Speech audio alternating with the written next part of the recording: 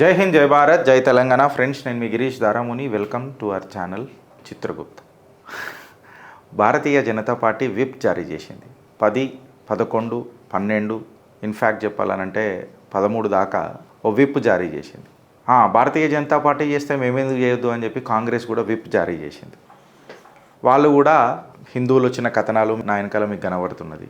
10 నుంచి 12 దాకా 10th, 11th, 12th ఎట్టి పరిస్థితులలో అందరూ ఎంపీలు, పార్లమెంట్ సభ్యులు హాజరు కావాలా అని చెప్పి. కొన్ని జాగాలనేమో 10th, 11th, 12th, 13th అని అన్నారు. కొంతమంది ఏమో 10th, 11th, 12th అంటుర్రు. కొంతమంది 11th, 12th, 13th అని అంటుర్రు. బరాల్ విప్పులు అయితే జారీ అయినాయి, డేట్స్ అటు ఇటు పెడితే. విప్పు జారీ చేసిండ్రు అని అంటే వెనకటికి గిరీష్ మొన్న FCRA బిల్ నేను ఇప్పుడు రికార్డ్ చేస్తున్న ఇది నేను ఈ వీడియో అయిపోయే లోపల నాకు తెలిసి పార్లమెంట్లో వస్తుంది అని అనుకున్నాం, ఇంకా రాలేదు, ఎక్సెట్రా ఎక్సెట్రా. క్యాథలిక్ అసోసియేషన్స్తోని కొంచెం ఏదో డిస్కషన్ జరుగుతుంది అని చెప్పి చెప్పిండ్రు. ఎవరు? మీడియా ఛానల్స్లలో ఇవన్నిటిలో వస్తున్నాయి. అండ్ ఈవెన్ హోమ్ మినిస్టర్ ఆఫీస్కి కూడా క్యాథలిక్ అసోసియేషన్ వాళ్ళు వచ్చినట్టు మనకు అందరం ఆ వీడియోలు కూడా చూసినాం. మళ్ళీ FCRA బిల్ టేబుల్ అవుతుందా కాదా గిరీష్ అని అంటే విప్ ఎందుకు జారీ చేస్తారు? 2 మహత్వపూర్ణమైన బిల్స్ ఉన్నాయి. ఒకటేమో women reservation and delimitation bill, ఇంకొకటి FCRA బిల్. ఈ 2 చాలా కీలకం ఇప్పుడు దేశంలో. మోదీ సర్కార్ 2 తులాంచి కూర్చొని ఉన్నది. డంకేపై చోట్ ఏమన్నా కానీ ఎట్టి పరిస్థితులలో వీటిని మేము పాస్ చేపించి తీరుతాము అని. కాంగ్రెస్ ఏమంటుందని అంటే, మీరు డీలిమిటేషన్ని ఉమెన్ రిజర్వేషన్ బిల్లుకు పెట్టినరు కాబట్టి మేము ఉమెన్ రిజర్వేషన్ బిల్లుని వ్యతిరేకిస్తున్నాము, లేకపోతే ఇప్పుడు కూడా మీరు సపరేట్గా ఉమెన్ రిజర్వేషన్ బిల్లుని పెట్టుర్రి, మేము దాన్ని యాక్సెప్ట్ చేస్తాం, మేము దాన్ని సమర్థిస్తాము. దేశ చరిత్రలో ఇదొక వినూత్నమైన ఘట్టము, మహత్వపూర్ణమైన ఘట్టం అవుతుందని చెప్పి కాంగ్రెస్ వాళ్ళు కూడా ఈ మధ్య చాకచక్యంగా పదునైన మాటలతో ముంగడికి తీసుకొని వస్తున్నారు. ఆబ్వియస్గా మోదీ సర్కార్ జిద్దు మీద కూర్చొని ఉన్నది. ఎట్టి పరిస్థితుల్లో ఈ 2 బిల్లులను పాస్ చేయాలి. ఇప్పుడు వస్తుంది FCRA బిల్ల. గిరీష్ మళ్ళీ ఇప్పుడు మోదీ సర్కార్ నిజంగా తీసుకొని వస్తుందా అని అంటే, విప్ జారీ చేసింది అని అంటే ఖచ్చితంగా ఒక ఇంపార్టెంట్ బిల్స్ అయితే ఉంటాయి. అందులో ఇంపార్టెంట్ బిల్స్ ఇప్పుడు ఏమున్నాయి అని అంటే ఈ 2 బిల్స్ ఉన్నాయి, FCRA ఇంకా women reservation and delimitation bill. ఇప్పుడు ఫ్యాక్ట్ ఏమవుతుంది అని అంటే, FCRA బిల్లు ముందు పెడతారా లేదా డీలిమిటేషన్ బిల్లు ముంగడ పెడతారా, what ever it. Agar 10th women reservation and delimitation పెడితే 10th Lok Sabha, 11th Rajya Sabha 2 హౌజ్లలో pass అయిపోయిన తర్వాత ఖచ్చితంగా 12th రోజు మళ్ళీ FCRA తీసుకొని వస్తారు. కొంతమంది పెద్ద జర్నలిస్టులు వీళ్ళందరూ జాయింట్ సెషన్ పెడుతున్నారు. రాజ్యసభ ఇంకా లోక్సభ 2 కలిపి జాయింట్ సెషన్ పెట్టి బిల్స్ పాస్ చేయడానికి ప్రయత్నం చేస్తుంది మోదీ సర్కార్, ఎక్సెట్రా ఎక్సెట్రా అని ఇట్లా మాట్లాడుతున్నారు. I don't think so. Joint session ఎప్పుడైతుంది, ఎప్పుడైనా బిల్ రిజెక్ట్ అయితే, లోక్సభలను రాజ్యసభలను రిజెక్ట్ అయితే అప్పుడు జాయింట్ సెషన్కి పోతారు. ఇక్కడ ఇండ్ల పెట్టకపోతే ఏమిట్లేం లేదు, 3 ఇట్లా వేస్తారు అన్నట్టు ఇప్పుడే ఇంట్లో గెలకడం ఎందుకు? మళ్ళీ అలా జర్నలిజం నాకేందో ఒక పెద్ద క్వశ్చన్ వస్తుంది. ఐ మీన్ ఓకే, నేను కూడా తప్పు మాట్లాడవచ్చు, బట్ ఫైన్, మిస్టేక్స్ అయితేనే ఉంటాయి. So let us not go into the mistakes in a very minute sense. So joint session అయితే ఖచ్చితంగా ఉండదు.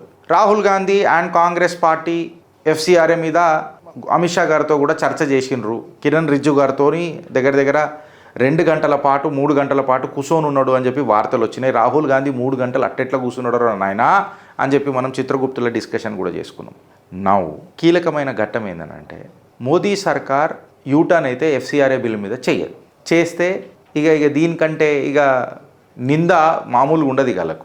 ఉమెన్ రిజర్వేషన్ అండ్ డీలిమిటేషన్ మీద కూడా ఖచ్చితంగా చర్చ జరుగుంటుంది లీడర్ ఆఫ్ ది అపోజిషన్తో. Because after all is a leader of the opposition and he cannot be ignored, right? Rahul గాంధీని ఇగ్నోర్ చేయొచ్చు, కానీ leader of the opposition ignore చేయలేం కదా మనం. సో ఆబ్వియస్గా రాహుల్ గాంధీతో చర్చ జరుగుతుంది. రాహుల్ గాంధీతో చర్చ జరిగిన తర్వాత పెద్ద క్వశ్చన్ ఏముంటుంది అంటే, ఫస్ట్ రాహుల్ గాంధీకి అర్థమైందా? ఫస్ట్ క్వశ్చన్ అది ఉంటుంది. రాహుల్ గాంధీ 3 గంటల కూర్చొని ఇన్నాడు అని అంటే 3 గంటల పాటు ఆయనకు అర్థమైందా? First point. అర్థమైనాక ఆయన మనుషులకు ఏం చెప్పిండు? అర్థమే కాకుండా ఆయన పోయి ఏదో చెప్పిండు అనుకో, వాళ్ళకి ఎక్స్पेक्टेशन सेट ఉంటుంది. अभी ये बंदा आके कुछ तो बोलेगा लेकिन हमारे को तो कुछ समझ में नहीं आएगा, क्योंकि इसको ही कुछ समझ में नहीं आएगा. अब समझदार है तो वो समझ जाएगा, अगर वो भी समझदार नहीं है तो समझना मुश्किल है. अब ये समय की बात है. ఏం చెప్పినాం అయితే నేనేమంటున్నా, రాహుల్ గాంధీ వచ్చి చెప్పినా వాళ్ళ ప్రిపరేషన్ వాళ్ళకు ఉన్నది. వీళ్ళ ప్రిపరేషన్ ఇట్లా సంక నాకేటట్టు ఉంటుందో అని చెప్పి కాంగ్రెస్ వాళ్ళు అమ్మ ఓడిపోతే ఇజ్జత్ పోతుంది రానైనా దేశంలో అని చెప్పి విప్పు జారీ చేసి ఉంటారు. అంటే పులిని చూసి నక్క వాత పెట్టుకున్నట్టు బీజేపీ వాళ్ళు చేసారు కదా విప్పు.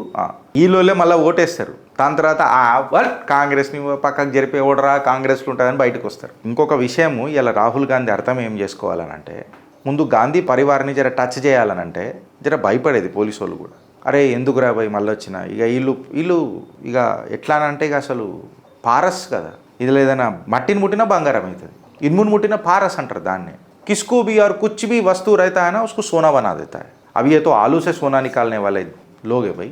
సో వీళ్ళు పారస్ కాబట్టి వీళ్ళని ముట్టకపోతుండే పోలీసు వాళ్ళు. మొన్న కాక్రోచ్ జనతా పార్టీ ఏదో పంచాయతీ అయింది చూడు మొత్తం ఢిల్లీ దగ్గర, ఏనాడు లోపలికి అని చెప్పి అలాగే తీసుకొని లోపలేసిర్రు. తర్వాత అని అమ్మను ప్రైమ్ మినిస్టర్ వెనక చూద్దామా రిటైర్మెంట్ అవుతుంది అప్పటిదాకా. నువ్వు అయినప్పుడు మేము చూసినప్పుడు నువ్వు లాస్ట్కి ప్రమాణ స్వీకారం చేసేటప్పుడు కూడా मैं नहीं होता, मैं देश को वो देना चाहता हूँ, मजा आना चाहिए అని చెప్పి లాస్ట్కి ప్రమాణ స్వీకారం అప్పుడు కూడా మనోడు అది చేస్తాడు. సో పోలీసు వాళ్ళు కూడా క్లారిటీ వచ్చేసింది. సో ఇప్పుడు జర ఎక్స్ట్రా చేసిర్రు అనుకో కాంగ్రెస్ వాళ్ళు, మళ్ళీ ఇడికైనా హనుమంత్ అన్న వాళ్ళందరూ రుక్తారు ఇక, జగ్గన్న అందరూ రుక్తారు ఇక. ఉరికి రాహుల్ గాంధీని అరెస్ట్ చేస్తారు అంటే రాహుల్ గాంధీని చేయొద్దు ఏంది ఇక. రాహుల్ గాంధీ గాలా దొరకడా ఎవరికి? తప్పు చేసి ఎవరైనా అరెస్ట్ చేస్తారు, నేనైనా మీరైనా ఎవరైనా. సో కొత్త కథలు అల్లకుర్రి దేశంలో. ఇంకొకటి ఇప్పుడు ఏమైపోయిందంటే మేము ప్రదర్శన కర్నా చాతాం అని చెప్పి రాహుల్ గాంధీ అనుకుంటుండేమో. ఇప్పుడు నేను వచ్చి రోడ్ల మీదకి దిగుతా, రోడ్ల మీద దిగాల్సిన అవసరం లేదు. ఇప్పుడు మీరు విప్పు జారీ చేసిరు కదా, నాకేమనిపిస్తుంది అని అంటే విప్పు జారీ చేసిరు ఎందుకు కాంగ్రెస్ వాళ్ళు అని అనిపిస్తుంది.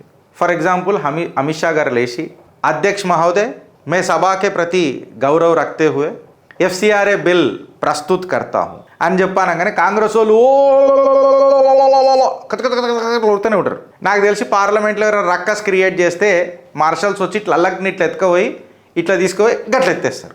అలా తీసుకొని పోయి ఎత్తేసిరు అనుకో, అప్పుడు ఏమవుతుంది? హానెస్ట్గా చెప్పాలనంటే కాంగ్రెస్ సభ్యులు తక్కువవుతారు. నేను బీజేపీ చెయ్యాలని అంటున్నా, బీజేపీ చెయ్యాలా, సీదా సస్పెండ్ చేసి పడేయాలి ఆ టైంకి. అప్పుడు ఓటింగ్ ప్యాటర్న్ బీజేపీకి ఎక్కువ ఉంటుంది. సో బిల్ పాస్ అవుతుంది FCR.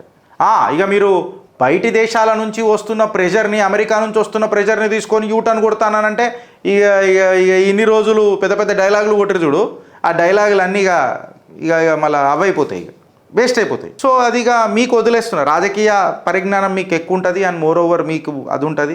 And if you also recommend for JCP also it looks like something ఎట్లయిపోతుంది అని అంటే భారతీయ జనతా పార్టీ మళ్ళీ బ్యాక్ ఫుట్ లేచింది రాబాయి, జేసీపీ పెట్టింది కదా, జాయింట్ పార్లమెంటరీ కమిటీ పెట్టింది కదా అని చెప్పి ఉంటుంది. కాంగ్రెస్ ఏం చేయకపోయినా మీకు బిల్ పాస్ చేసి ఇచ్చేటట్టు అన్ని సౌకర్యాలు చక్కదనాలు కల్పిస్తుంది. లొలి చేస్తారు, సస్పెండ్ చేసారు, బిల్ పాస్ చేసారు. బయట ఈసారి అయితే అంత సీన్ లేదు, పోలీసు వాళ్ళు వేస్తారు గట్టిగా, గోటీలు ఆడుకుంటారు. ఇప్పుడు ఈ పంచాయతీ రోడ్ల మీదకి వస్తుంది, రోడ్ల మీదకి వచ్చి చూసినావా మోదీ సర్కార్ అట్లా చేసిరు ఇట్లా చేసిరు, ఇదేంది ఉమెన్ రిజర్వేషన్ డీలిమిటేషన్ బిల్, అది ఇది అది. నేనేమో చెప్తున్నా, ఇట్లాంటి ప్రదర్శన చేసి మీరు పబ్లిక్ యొక్క సింపతి గెయిన్ చేస్తాము అని అనుకుంటే హర్యానాలో దీనికంటే గట్టిగా ఉండే మీరు అసలు గెలవాల్సినది. రాతో రాత్రి కాంగ్రెస్కి సపరేట్గా ప్రజలు మోసం చేయాల్సిన అవసరం లేదు. ఎందుకు చెప్పాలన్నా, కాంగ్రెస్ వాళ్ళే కాంగ్రెస్ని మోసం చేస్తారు. మోసం కాదు, వెన్నుపోటే పొడుస్తారు. సో కొత్తగా అక్కర్లేదు. సో జోబీ హోతా హై. సో విప్ అయితే జారీ అయింది ఫ్రెండ్స్, కుర్సీకి పెట్టి జరా థామ్కే రఖ్ లీజియే, ఓకే. అండ్ ఆగస్టు 15 రోజు దేశ్ కా లాల్ నరేంద్ర దామోదర్ దాస్ మోదీ బిల్స్ పాస్ అయిన తర్వాత హోప్ సో భవిష్యవాణి చెప్పే ప్రయత్నం చేస్తున్నా. డీలిమిటేషన్ బిల్కి అయితే ఫుల్ తాకత్ పెడతారు వీళ్ళు, ఫుల్ తాకత్ పెడతారు. చూద్దాం what are the arguments and ప్రతి ఆర్గ్యుమెంట్స్ ఏముంటాయి, మెరిట్స్ డిమెరిట్స్ ఏం మాట్లాడతారు, ఇవన్నీ చూద్దాం. సో నాకు తెలిసి ఆగస్ట్ 10 నుంచి ఆగస్ట్ 16 వరకు కంటెంట్ భ్యా జబర్దస్త్ దొరుకుతుంది. నేనేమనుకుంటున్నా అంటే మోదీజీ వెనకటిలాగా కాకుండా జరా ఈసారి లాల్ కిలా నుంచి ఫిర్సే హమారా దేశ్ కా లాల్ బాత్ కర్ రా అనే సంకేతం జర పోవాలా దయచేసి. ఈ కాక్రోచ్లను అందరినీ కలిపేది ఒక పెద్ద కాక్రోచ్ కాడ ఉన్నాడుగా, ఆడుండాలా, వాళ్ళు ఉండాలా, వీళ్ళందరినీ జుటాంచాలా, కాక్రోచ్లందరూ కలవాలా, చిన్న కాక్రోచ్లను అందరినీ మనం ఇట్లా కుక్కాలా, హిట్ పెట్టి కొట్టాలి. కాక్రోచ్లకు అందరికీ బేటా जितने काकरोच जुड़ना चाहते हो जुड़ो, देश का भविष्य के लिए सारे घरों में हिट पहुंचा दिया गया. హిట్లు రెడీ ఉన్నాయి, కాక్రోచ్ జుడునా చెయ్యి, కాక్రోచ్లు అందరు కలవాలా. అదొకటి గుర్తొచ్చింది నాకు. శ్రీకృష్ణుడిని బలరాముడు అడుగుతాడు, కృష్ణ ఈ జరాసంధుని నువ్వు వేసి పడదొప్తా అయిపోతుంది కదా, ఈ అమ్మాయిడు ప్రతిసారి ఏంది నీటిని పెట్టుకొని చేస్తావనంటే, అన్న దావు ఇప్పుడు ఇంతమంది చిల్లరగాళ్ళని అందరినీ పోగేసుకొని వస్తాడు ప్రతిసారి, సంవత్సరం నా దగ్గరికి. ఇంతమంది నేను పోయి యుద్ధం చేయాలనంటే నేను కూడా అలసిపోతా. వీడు అందరినీ పోగేసుకొని వస్తుడు కదా, ఈయన విడిచిపెట్టి వీళ్ళందరినీ వేసి పడేసినాం అనుకో ఎట్లుంటుంది అని అంటే. జై శ్రీకృష్ణ, భారత్ మాతాకి జై.